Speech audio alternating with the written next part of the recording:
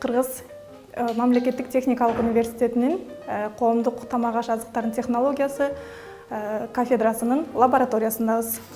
Сиздер менен мен Эгембердиева Айжан Бактыбековна, кафедранын окутуучусу жана кафедранын окутуучусу Алмазбекова Апаркүл Алмазбековна жана 3-курстун студенттери Мунара жана Нурайым. Ар бир бүгүнкү көрсөтө турган тамак ашыбыз бул муздак тамактар болуп эсептелинет. Муздак тамактарына салаттар, закускалар жана ачык, жабык бутерброддор кирет. Ошолордун бири биз бүгүн сырный шарикини көрсөтмөкчүбүз. Кызыл капустадан жасалган салатты, балаваны, тарталеткини көрсөтмөкчүбүз. Ар бир үй кожойкеси негизи эле үйүнө коноктозордо мындай конокторго кичине оригиналдуу тамактарды жасап көрсөткөнгө аракет кылат. Ошондуктан биз бүгүн ошо муздак тамактарын көрсөтүп кетели дедик. Азыр биздин 3-курстун студенти Мунара бизге сырный шарики, сырдан жасалган тоголок жасап берет. Саламатсыздарбы? Бүгүн биз сырдан жасалуучу тоголок закускаларды жасайбыз. Анын үчүн бизге сыр керек, оливка, грек жаңгагы, майонез, кунжут жана туз керек. Биринчиден биз болсо сырды тоңдуруп алабыз. Анын себеби сырды тоңдургандан кийин чоркадан майдаланганга оңой болуп, формасы туура болот. Сырды майдалаган соң биз ага майонез кошобуз. Биз 6 даана жасайбыз, ага бизге 50 грамм сыр керек. Жана 15 грамм майонез.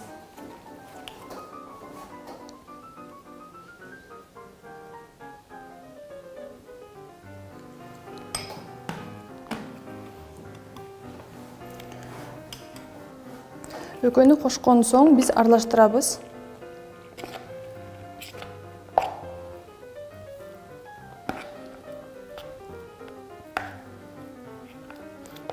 Сыр менен майонез кошулган масса даяр болгон соң биз болсо оливканы алабыз жана грек жаңгагын алабыз.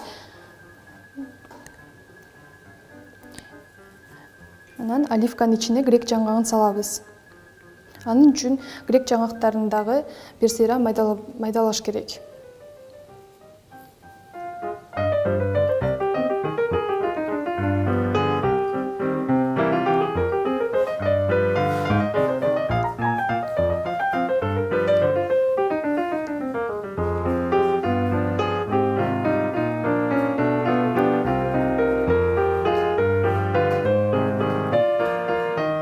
Оливкаларды биз данеги жогун алабыз. Даярданган соң биз жасалган массабызга кичине сыр менен майонезден алып, оливканын ичине салып жана тоголоктоштурабыз аны. Тоголоктоонун астында колду сууга салып бир сыйра суу болсо, ошондо колго жабышпай биздин тоголок формаларыбызда туура болот. Андан соң биз аны кунжутка салып панировать этебиз. Панировканы жасоо бул өзүңөрдүн калооңордон болот. Кааласаңар кунжутка болот, макка болот же болбосо краб таякчаларына.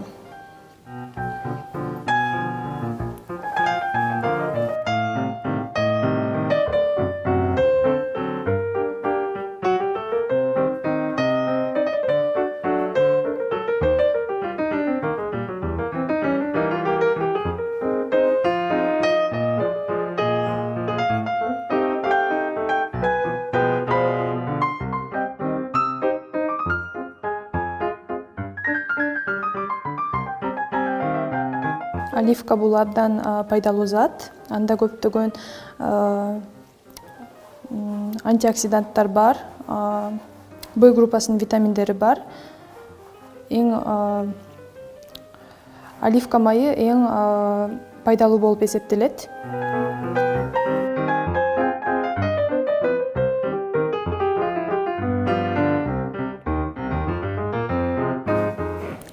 Даяр болгон соң жашыл чөп чарылар менен коздусок болот.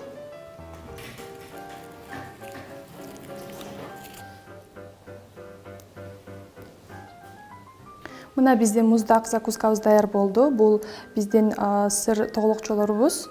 Булар абдан пайдалуу, даамдуу жана бачым даярдалат. Тамагыңар таттуу болсун. Бизге студенткабыз Мунара сырный шарики жасап берди. Ал даяр болгон соң биз тарталеткени жасап бермекчибиз. Тарталетканы жасаш эң оңой. Ага үйдөгү эле ар бир үй кожойкеде боло турган ингредиенттер керек. Аны үчүн бизге un 230 грамм un керек. Бул 10 кишиге жете турган эме да. Май болсо маргарин. Бул 120 грамм болушу керек. 120 грамм. Буну муздаткычтан алып чыгыш керек. Биздин тестабыз песочный тесто болуш үчүн муздак камыр майды колдонушубуз керек. Анан un менен эзебиз. Кол менен эскенге болбойт, анткени майыбыз эрип, камырыбыздын консистенциясы былжырак болуп калышы мүмкүн да. Май эрип кетип, адамдын колундагы жылуулугу майга өтүп кетет, анан эрип кетет. Муну песочный тесто кылып эзип алабыз майды.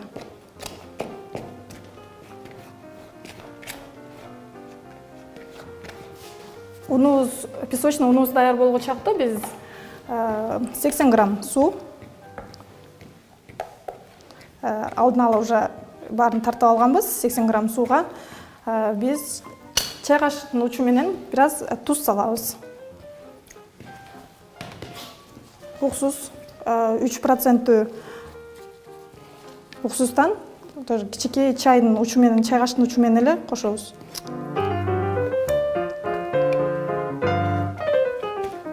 Кошуп аралаштырып алабыз да, жарым жумуртка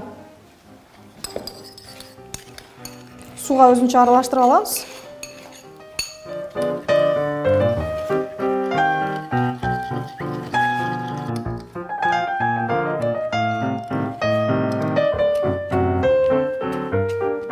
Бул даяр болгон камырыбызды бир сыйра кашык менен аралаштырып алабыз да, анан камыр бири-бирине жабышкандан кийин кол менен бат-баттан аралаштырыш керек.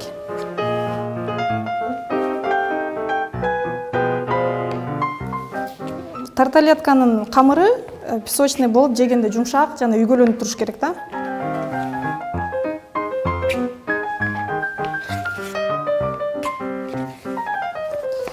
Бул даяр болгон камырыбызды көп кол менен кармай бербестен муну сразу муздатышка салып коюш керек. Камырыбыз даяр болду. Муну муздаткычка 20-30 минутка коюп коюш керек, анткени ичинде маргарин бар. Маргарин сейрип, камырыбыз былжырап кетпеш үчүн жана камырыбыз тыныгыш үчүн. Жарым саат муздаткычка тургандан соң муну алып чыгып, калыңдыгы 1 сантиметрде боло тургандай жайып алабыз. Буга ундун деле кереги жок, жайганда жабышпайт.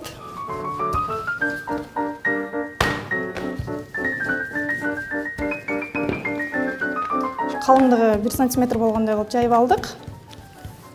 Эми өзүңүздөр каалагандай формочканы алып кезип аласыздар.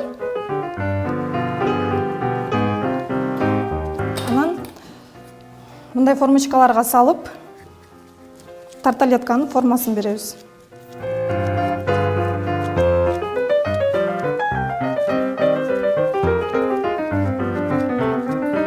Муну ар бир үй кожойкеси үйдөн жасаса болот, анткени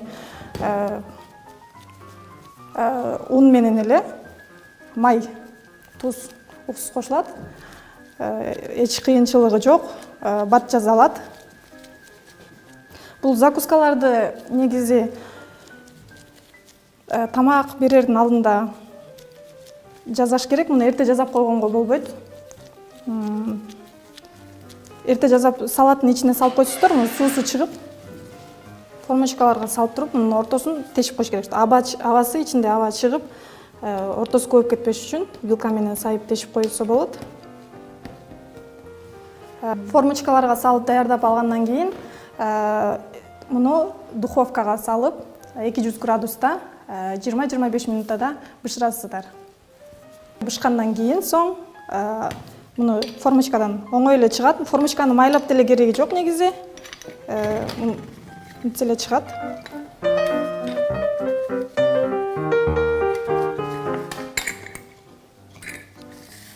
Биздин тарталеткабыз даяр болду. Мунун ичине өзүңүздөр каалаган салатты салып жесеңиздер болот.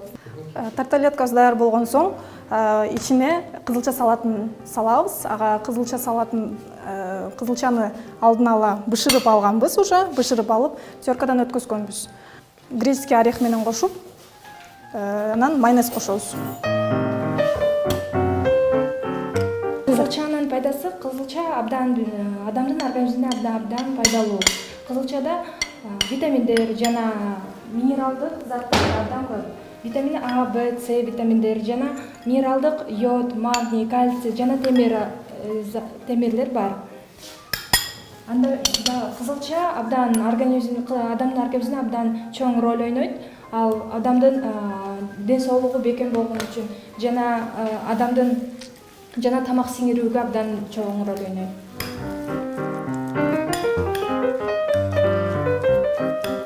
Эң пайдалуу жана даамдуу салатыбыз даяр уже. Муну аралаштырып, майонездин ордуна биздин илгери кыргыз ата бабаларыбыз, чоң апаларыбыз майонездин ордуна эме кошкон да, каймак менен айранды аралаштырып жасап коюшкан, сүзмөнү. Майонезди колдонбостон каймак менен сүзмөнү аралаштырып жасасыздар болот. Майонез жегиси келбегендер буга үйдөгү эле каймакты жана сүзмөнү аралаштырып жесе абдан даамдуу болот. Же сметана кошсо болот. Тарталеткаларыбыздын ичине 25-30 граммдан кошуп салабыз.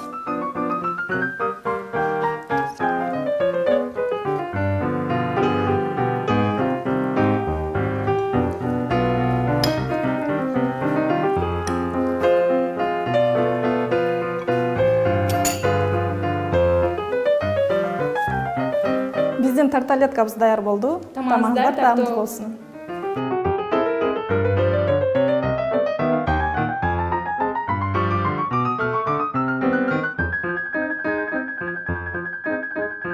Биздин кийинки закускабыз бул балаван болмокчу. Ага слоеный тесто кетет. Биз алдын ала даярдап слоеный тестону жасап алдык. Слоеный тесто үйдө жасасыздар болот. Анткени камырды жайып туруп эле майдан сүйкөп, ороп муздаткычка тоңгузуп коесуздар. Маргарин майдан сүйкөсүздөр болот, сары майдан сүйкөсүздөр болот. Кадимки эле суу майдан деле сүйкөп жасасыздар болот. 1 сантиметр калыңдыкта жайып алабыз. Тарталетка песочный тестодон жасалса, бул слоеный тестодон жасалат, катталган камырдан. Муну ар кандай формада жасасыздар болот. Көбүнчө стакандар менен кезип алабыз.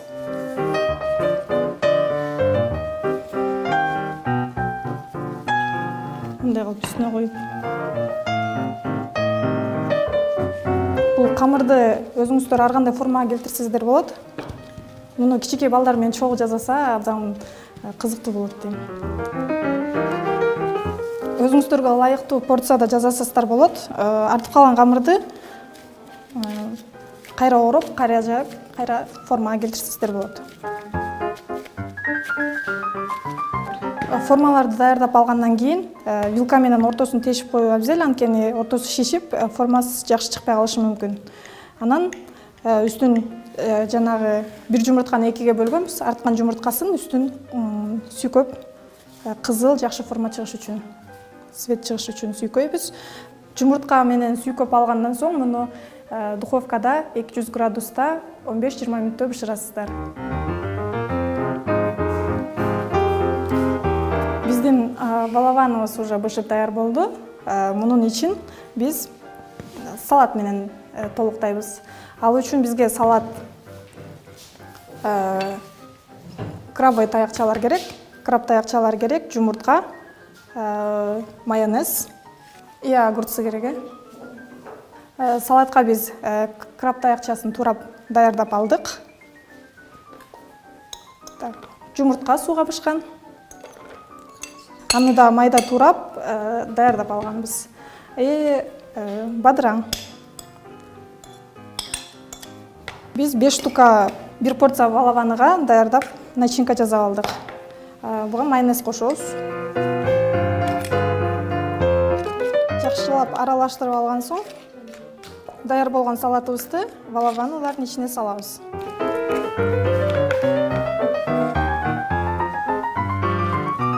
Бұлардың ішіне дағы 15-20 грамм. Майонездің орнына сметана қошып та жазаса болады. Қаймақ жазап қошып.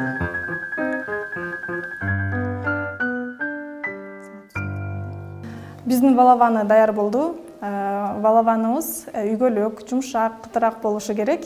Тамағыңыздар дәмді болсын.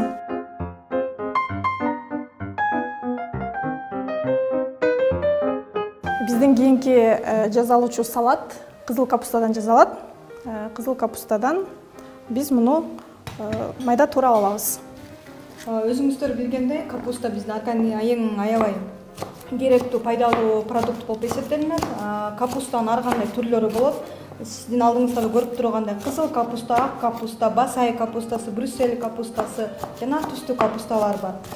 Кызыл капустанын эң негизги пайдасы бунда көптөгөн калий, магний, кант, белок абдан көп. Ошол себептен кызыл капустанын дагы биздин организмге эң пайдалуусу биздин ич агарындагы шлактарды жана оор материалдарды организмибизден алып чыгууга жөндөмдөшөт. Ошондой эле кызыл капуста сыяктуу эле бизде ак капустанын деле ошондой пайдасы абдан көп. Кааласаңыздар кызыл капустадан, ак капустадан ушундай рецепт менен салаттар жасасаңыздар болот. Биз азыр алдыбызда кызыл капустаны биз майда узун кылып турап алабыз. Ага болсо бул жаңы, свежий мындай айтканда салат болот. Анын алдына бизге корица, гвоздика, комшакер, бир аз уксустарды кошуп, ушу аралашмасы менен жасайбыз. Биз 200 граммдай капустаны алдык, турап алдык, уже даяр. Муну 200 грамм суга гвоздика 3 штуктай, корица, чайная ложка башында кошуп кайнатып алабыз.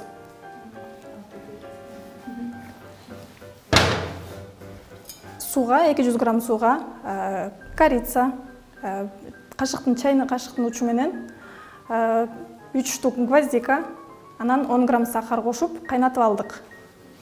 Ал кайнаган соусту капустаны салып, эмне үчүн биз капустаны, кызыл капустаны ушинтип эметебиз, анткени бул катуу болот эң биринчиден. Берки ак капустага караганда кызыл капуста катуураак, анан дамы жок болот деп коеюн. Супсагыраак болот.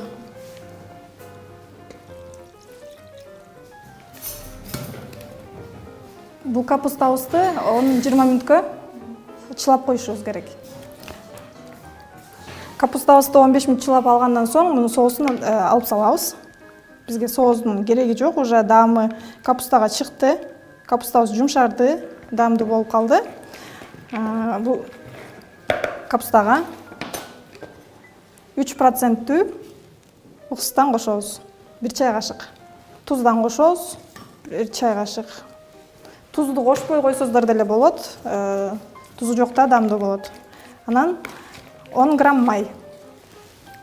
10 грамм суу май. Муну кол менен мыжыксаңыздар жакшы мындай капуста жумшарат да. Бул бир гана пайдалуу эле болбостон бат тез жазалат. Мынакей эми сиздердин алдыңыздарда 4-муздак салатыбыз даяр болду. Кызыл капустадан даярдалган. Бул абдан жеңил жазалат, үй шартында абдан оңой, жеңил жазалат, абдан кооз жана сиңимдүү болот. Тамагыңыздар таттуу болсун. Бүгүнкү жазалган муздак тамактарыбыз, салаттарыбыз, закускаларыбыз эң оңой жана тез жазалган закускалар болуп эсептелинет. Булга эң кыйын эчтеке деле эч нерсеси жок. Үйдө болгон продуктылардан жасалат, кымбат эмес, бир гана сиздердин каалооңуздар болушу керек. Жана бул салаттарыбыз абдан жеңил, организмге абдан сиңимдүү, пайдалуу, көптөгөн витаминдер, минералдык заттар, белоктор камтыган.